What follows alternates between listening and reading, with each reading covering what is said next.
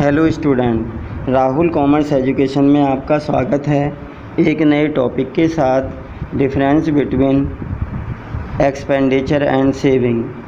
Expenditure और saving के meaning, characteristics के बारे में जानने के बाद अब इसके अंतर पर हमें डिस्कस करना है, इसे समझना है और अपनी कॉपी में नोट डाउन करना है। हमें यह डिवाइडेशन के आधार पर नोट डाउन करना है। First of all base of difference, second saving और नेक्स्ट एक्सपेंडिचर।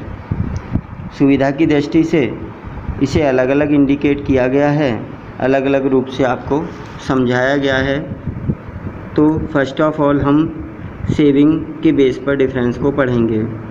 सेविंग बचत। It is used to satisfy the future need. यह भविष्य की आवश्यकताओं को पूरा करने में उपयोग की जाती है।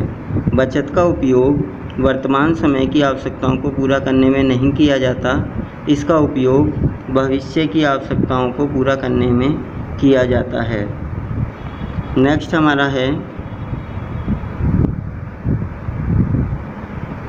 It is used in the production of things. इसका उपयोग वस्तुओं के उत्पादन में किया जाता है। बचत का उपयोग वस्तुओं के उत्पादन को प्रभावित करता है। जितनी अधिक मात्रा में बचत होती है तो उसी मात्रा में अधिक से अधिक वस्तुओं का उत्पादन संभव होता है। तो बचत का उपयोग उत्पादन कार्यों में किया जाता है ताकि एक बड़ी पूंजी का निर्माण किया जा सके और उसमें उपयोगिता में वृद्धि की जा सके। नेक्स्ट है it is helpful to give satisfactory indirectly.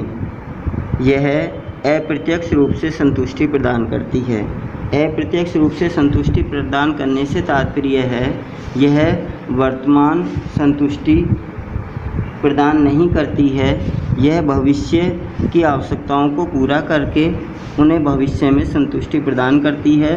तो वर्तमान समय में हम वर्तमान की आय में से एक हिस्सा बचत के रूप में रखते हैं जिसका उपयोग हम भविष्य में करते हैं और भविष्य की आवश्यकताओं को पूरा करके संतुष्टि प्राप्त करते हैं। इसलिए कहा जाता है कि बचत अप्रत्यक्ष रूप से संतुष्टि प्रदान करती है, वर्तमान समय में संतुष्टि प्रदान न करके भविष्य में संतुष्टि प्रदान करती है।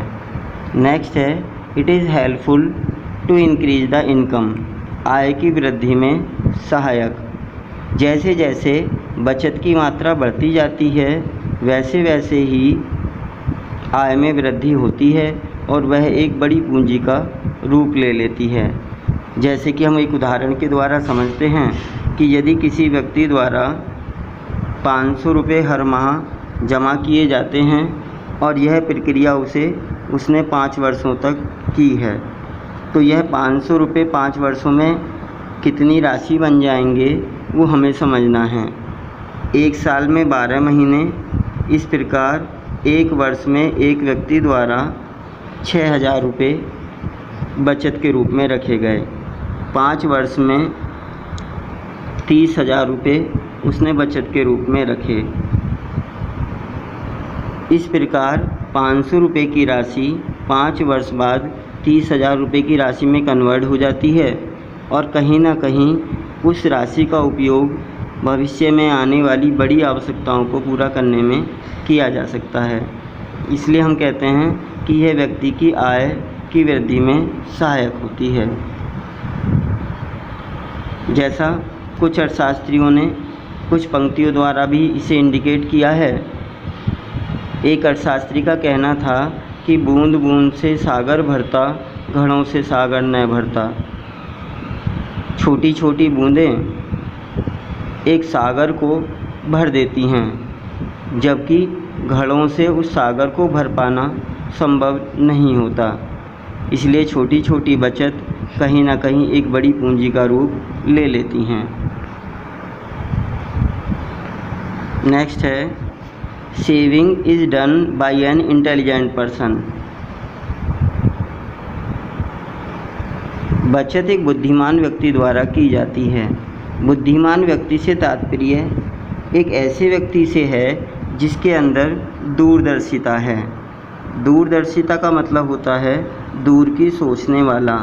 यदि कोई व्यक्ति वर्तमान समय में कमाई गई आय में से कुछ हिस्सा अपनी भविष्य की आवश्यकताओं को पूरा करने के लिए रखता है तो उसे कहते हैं दूरदर्शिता। दूरदर्शी, दूर की सोचने वाला, दूर का देखने वाला। वह भविष्य की आवश्यकताओं का वर्तमान में अनुमान लगाता है और उस अनुमान के आधार पर अपनी आय का कुछ हिस्सा भविष्य के लिए सुरक्षित रखता है और यही दूरदर्शिता उसकी बुद्धिमानी कहलाती है। तो यह कहा जाता है कि बचत एक बुद्धिमान व्यक्ति द्वारा की जाती है। नेक्स्ट है सामाजिक महत्व में वृद्धि करने में सहायक। It is helpful to increase the importance in the society. बचत के आधार पर व्यक्ति की सामाजिक सम्मान में, उसके सामाजिक महत्व में वृद्धि होती है, क्योंकि बचत के आधार पर व्यक्ति का रहना, खाने और पहनने का जो जीवन स्तर है उसमें सुधार आता है और कहीं ना कहीं समाज में वह सम्मान का पात्र बनता है। इसी के जस्ट अपोजिट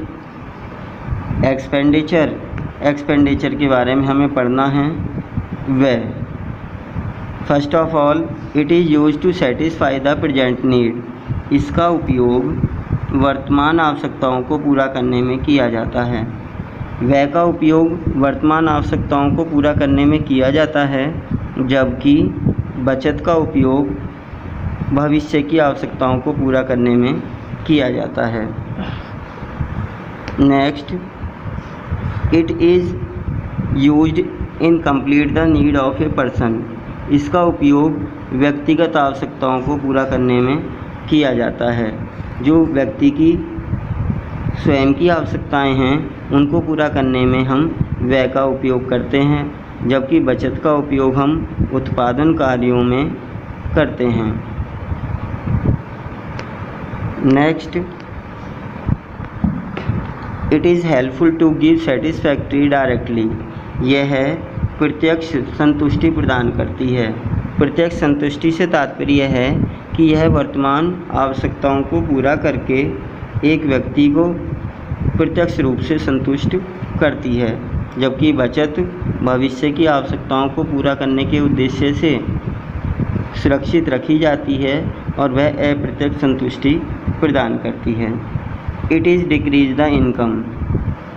इससे आय में कमी होती है। जैसे जैसे हम व्यय की मात्रा बढ़ाते हैं, हमारी होने वाली इनकम कम होती चली जाती है। जैसे एक उदाहरण के द्वारा इसे हम समझते हैं।